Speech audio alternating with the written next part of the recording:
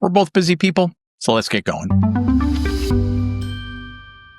If you're like me, you're always on the lookout for ways to get stuff done faster. The new Comet web browser by Perplexity is a seriously efficient, time-saving AI assistant, especially for small business owners. Like most apps, Comet has a free version as well as a paid version that includes powerful AI tools like research, graphics, programming, writing, formatting, and much more. A link to download Comet and see how it speeds up your workflow is in the description.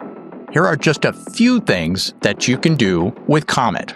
You can ask Comet to handle multi-step tasks like comparing vendor prices, booking appointments while comparing options, even researching your competitors. It has Gmail intelligence, which you can easily use to summarize your email threads and even draft responses automatically. Comet has custom shortcuts that you can use for repetitive tasks that you do every day using one-key keyboard commands. There's even tab management controlled by your voice. Tell the browser to organize, close, or even find tabs using natural language.